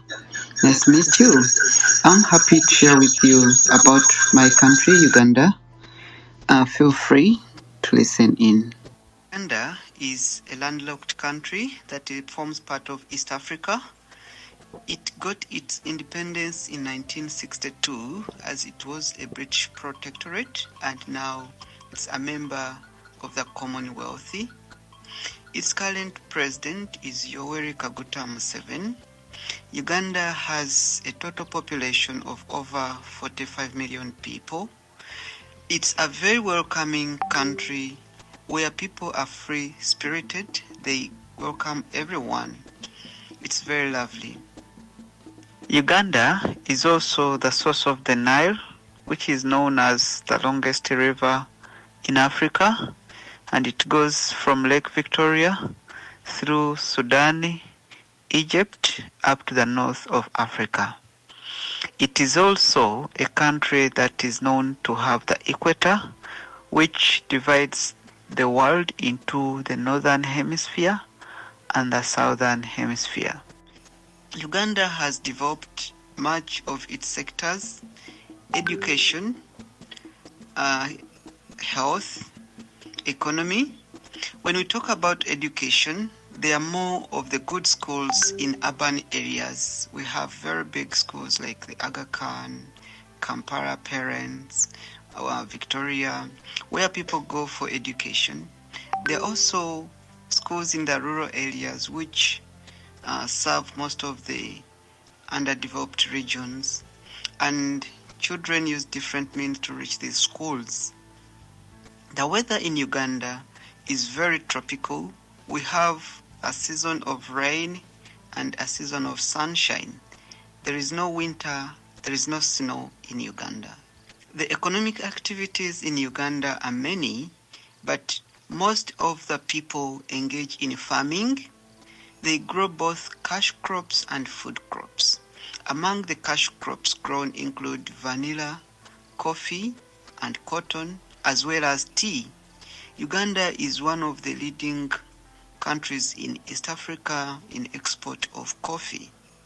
Other activities include fishing, market vending, whereby people bring different foodstuffs and other items for home use in the market where they are bought. Transport services is also booming. The commonest means of transport locally is the boda boda, which is a two-wheeled vehicle that can transport 1 to 2 people. But we also have taxis. We have a train. We have water transport where we have a ferry on Lake Victoria. We also have airline, which is recently started functioning. Among industries, Uganda is highly developing at a faster rate, and most of the industries include Mukwano, Madivani, among others. They manufacture most things, for example, jerry cans, cups, books, clothes, to name but a few. Its tourism industry is also good. Uganda has got a vast quantity of wildlife to include elephants, zebras, giraffes, lions, chimpanzees, monkeys. The Wildlife Center has its center in Entebbe, that's called Zoo, but also different national parks, which include Windy Impenetrable National Park, Maction Falls, among others, and it attracts a lot of people from all over the world to visit the wildlife in Uganda. The health sector is 50-50, whereby there are not so many hospitals, but there has been a recent change in healthcare provision in Uganda, with many medical schools being opened up. The doctor-to-patient ratio in Uganda is 1 to 24,000, meaning there is still an impact on healthcare, but also the hospitals are not many.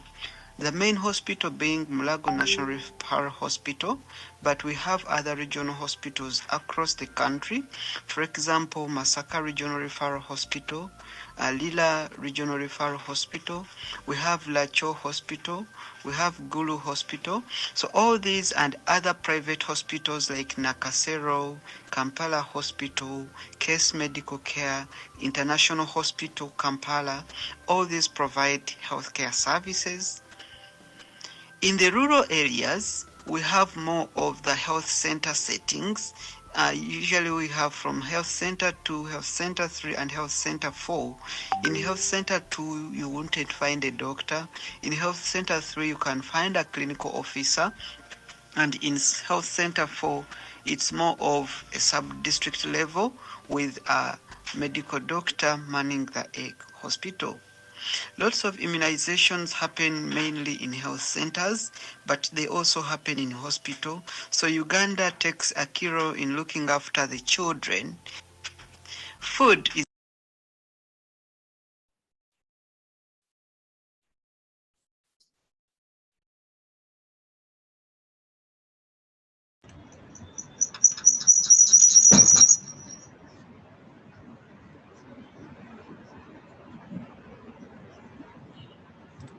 Thank you, sir, for your valuable inputs about your country in Canada. Thank you everyone present here. With this, we come to the end of Modern United Nations. You can now disperse. Thank you. I now hand over the mic to our speaker.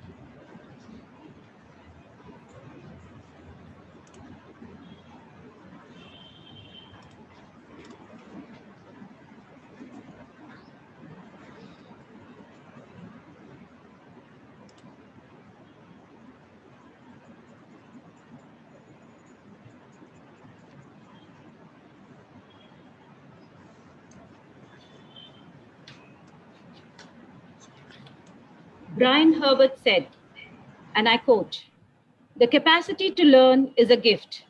The ability to learn is a skill. And the willingness to learn is a choice. I appreciate each one of you for making a choice and being here with us this morning. It gives me immense pleasure to welcome you all to the second segment of today's program, the Quiz Challenge. I hope you all had a great learning experience as you witnessed these young students simulate, engage, debate, and resolve. It has been a constant endeavor to inculcate in you all a spirit of inquiry and a quest for knowledge. Dear children, you all are our hope for a brighter tomorrow, for you are the change makers for a better world. This brings me to the quiz segment. We have 4 registered teams with us. I extend an open invitation to any school who is willing to participate. I have on list with me Montfort School, Kadapa. Montfort School, Kadapa. Children, please wave. Montfort School, Kadapa.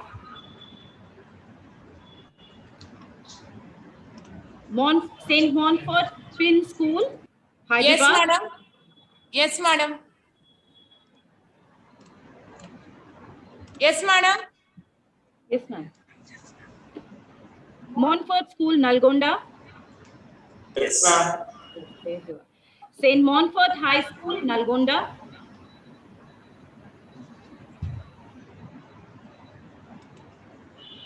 St. Montfort High School, Nalgonda.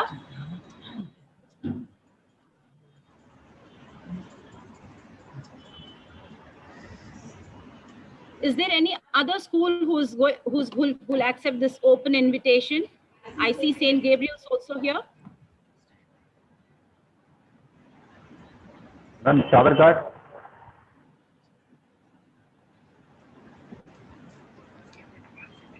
From PIN, can we start?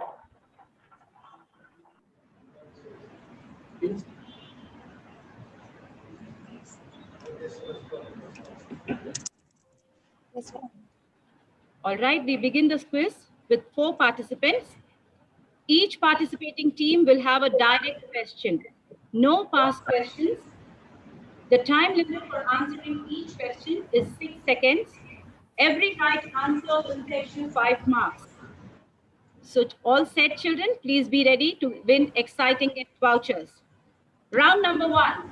The first question goes to Montfort School, Kadapa. Please keep yourself unmuted. Which is the world's most populated island? Can you repeat the question, ma'am?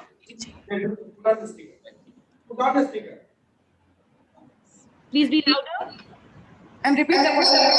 I repeat, which is the world's most populated island?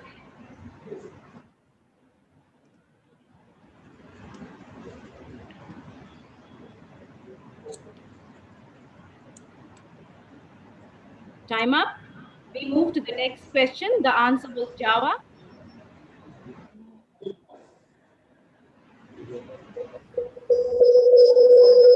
Second question goes to St. Montfort School. Which country established its control in Indonesia?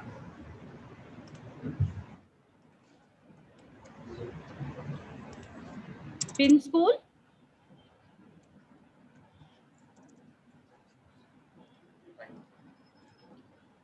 Which country established its control in Indonesia?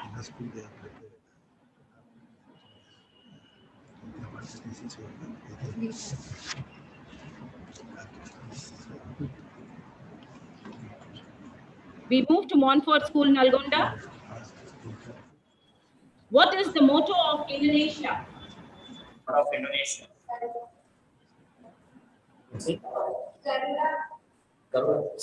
Garuda. Please be louder. You're right. Please be loud. Garuda. What is the motto of Indonesia?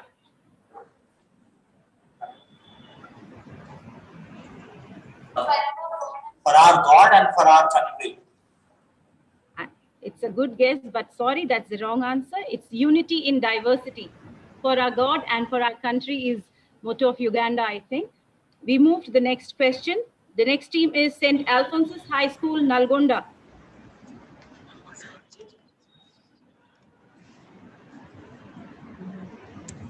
The Dutch East is now called as. The Dutch East Indies is now called as.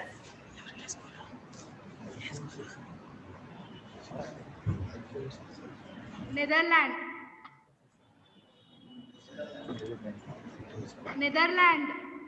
Netherlands is not the correct answer. It's now called as Indonesia. The Dutch East Indies is currently named as Indonesia. Earlier, it was called Dutch East Indies. We move to the second round. In the first round, none of their account. Let's see. As we move to the second round. What kind of legislature does Indonesia follow? Montfort School, Kadapa.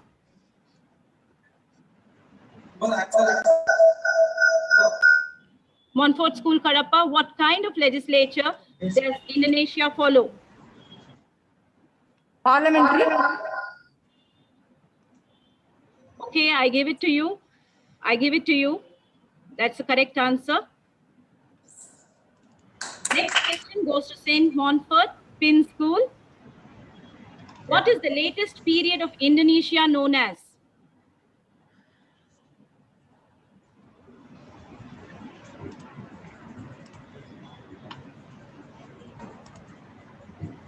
Yes, please. I'm waiting for your answer. Repeat the question, ma'am. Please repeat the question, ma'am. I repeat. Yes. What is the latest period of Indonesia known as? Which era is it known as? Which era?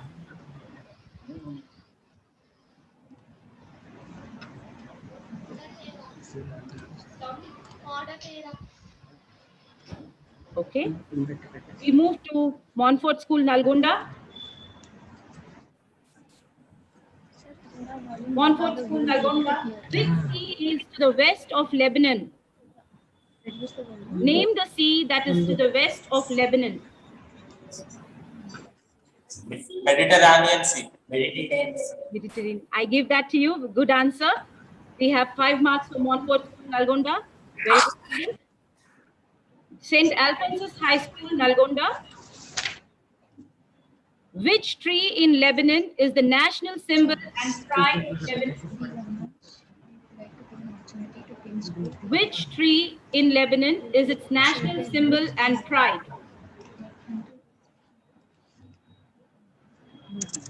Take a guess, children. You have nothing to lose. No negative marking, nothing like that. Please take a guess. St. Alphonsus High School, Nalgonda. To give an opportunity to the delegate to the participant from school. Since there is no pass, I have to give the answer. It is the cedar tree. This brings us to the culmination of second round. At the end of round 2, we have the scores with us here. On the agenda.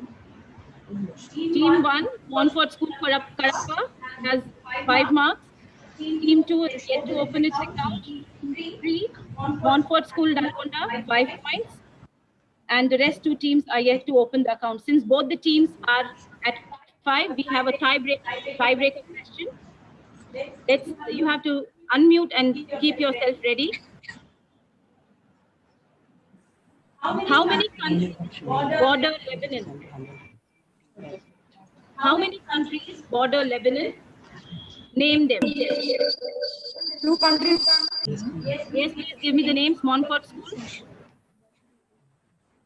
My camera is there. Give me the names of these 2 countries. Give me the names of these 2 countries. To take the stage. 2 countries, you're right. Montfort School Kadapa, you're right. Please give me the names of these 2 countries. मैं यहाँ पे camera change कर लेती हूँ. It will face me. And one more country. All right, I give it to you. So we have Montfort School Kadapa leading with 10 points, and Montfort School Nalgonda gets the second place with 5 points. This brings me to the conclusion of a short quiz, which was actually just to motivate you all to read, my dear children. The quest for knowledge must continue. You must read and enhance knowledge. Thank you very much for your participation.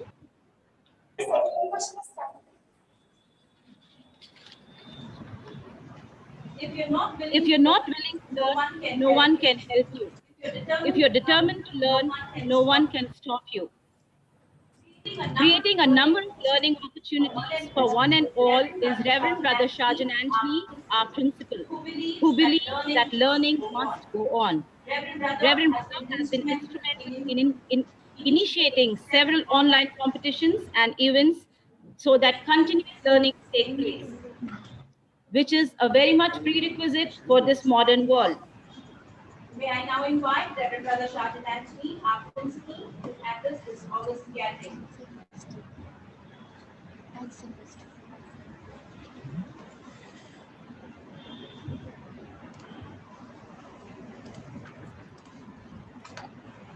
Just a small announcement. We would like to give an opportunity to the participants from PIN School to kindly share their views on the agenda in motion. PIN School, kindly come forward. You can take the scene. Please unmute and speak.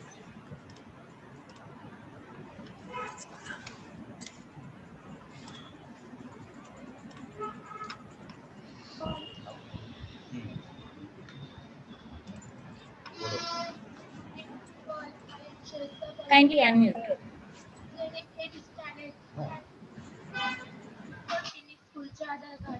Now I am going to share with you few thoughts about the impact of climate change in the kingdom of Cambodia. We all know Cambodia is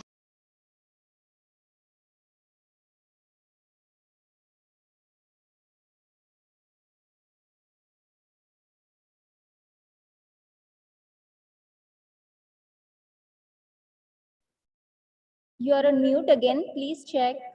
You can start again.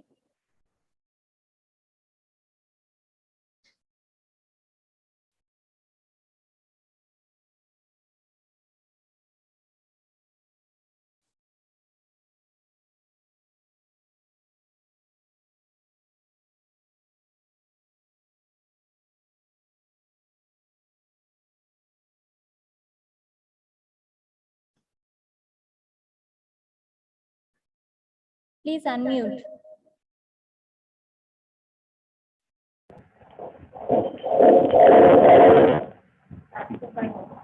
Good morning to you all. I am Shaista Parvani, studying 8th standard at MUN for Kini School, Chadarghat.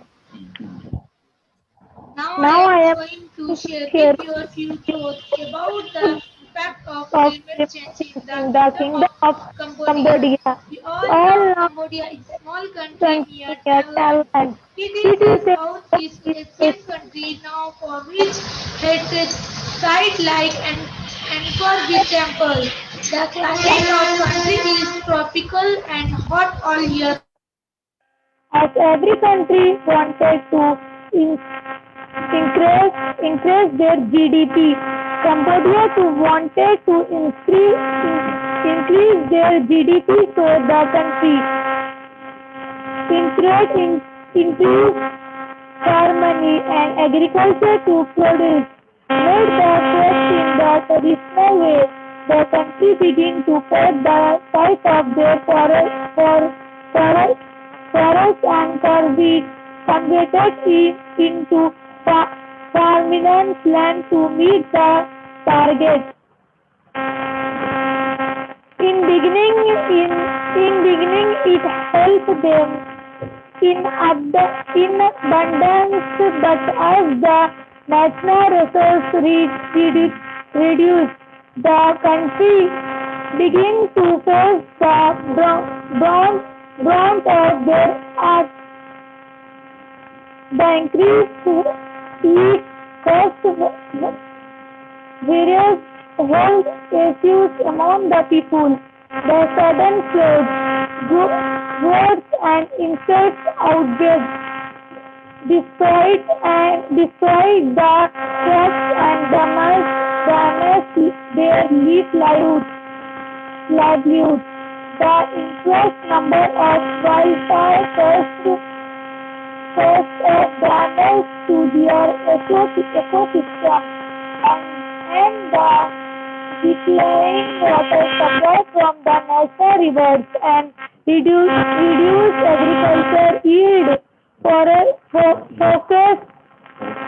forces the country to realize the great mistake done to their ecosystem, and now they're working with UNDP to repair the mistake what they have done and implementing various plans to stop the sudden flooding and drought situation in the country and working with other countries seriously stop the climate change.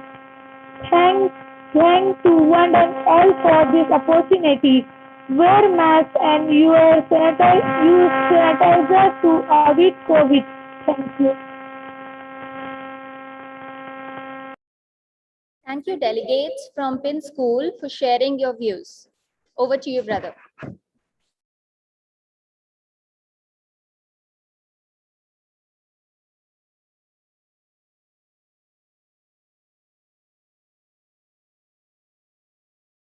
Organizers and the participants team, and especially I would like to thank the participant team from St. Alphonse, Nangoda, Green School, Hyderabad, and Montfort School, Kadapa, and Montfort School, Nangoda, being a participant members of this Model United Assembly.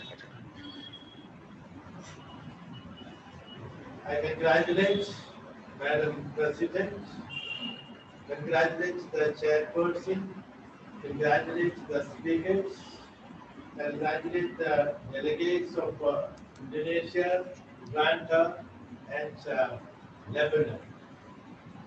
I think during this model assembly, we have come to know about your country, your political scenario and social scenario, and especially the activities that you have been led with the COVID-related activities. And congratulate all the organizers, especially the IT team. Without any interruption, you are able to focus on different teams and making this model assembly very vibrant and also very innovative.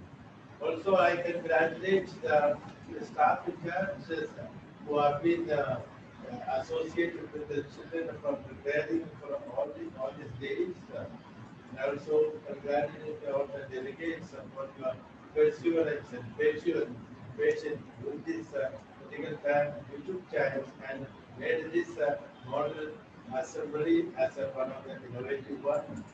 So congratulate everybody and also especially the president and the speaker for organizing this entire motion of data assembly in a very systematic way. Also, I thank our chairman for giving us this opportunity.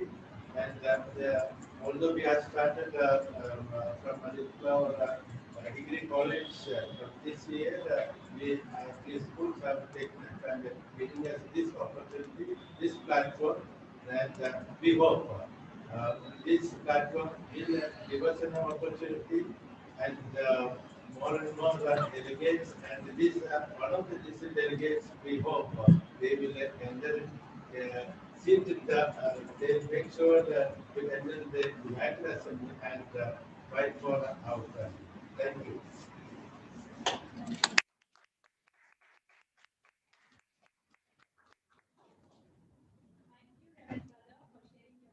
Thoughts with us. Your words of encouragement always inspire us to do more and achieve more. Thank you, brother. Closely, and I also wish to congratulate Montfort School Kadapa for winning the quiz competition. This was an instant competition that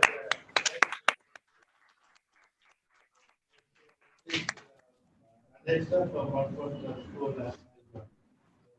We appreciate your enthusiasm in participating with you. And also all other members of different schools who have been participating in this quiz. Also, I congratulate Asma Madam who initiated the quiz and along with his team of men. Thank you.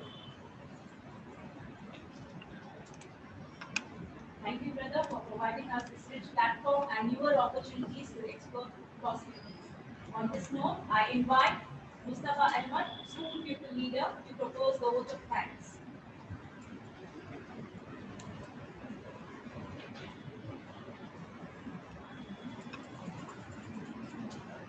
Education is not the filling of faith, but the lighting of fire. Good afternoon to you all. It is my proud privilege to propose a vote of thanks on this very special occasion. I'd like to thank God Almighty for keeping us healthy and safe and bringing us all together as one big Montfort family. I would like to express my deep sense of gratitude to Reverend Brother Charles Anthony, our principal, for providing this enriching learning experience. Thank you, brother, for your constant motivation and guidance. A big thank you to Reverend Brother Jacob, our primary in charge, for all the support and encouragement. I thank Armenia ma'am, Anuman ma'am, and Ariam ma'am, our academic coordinators, for their valuable suggestions and coordination. I express my gratitude to all the honorable guest speakers for their valuable messages. I place on record my sincere gratitude to all the principals, teachers, and students for their wholehearted participation and cooperation. A big thank you to all the student representatives for their wonderful simulation of the United Nations Conference. I thank Asia teacher, event coordinator, and all the teachers for their untiring efforts to make this event a grand success. I thank the technical team for their seamless coverage of today's program.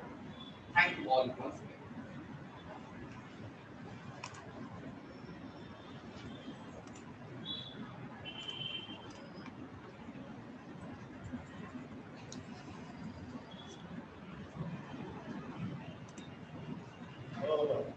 3 years.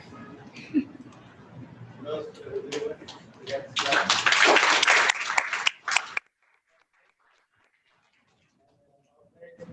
event coordinator, chairman, was working.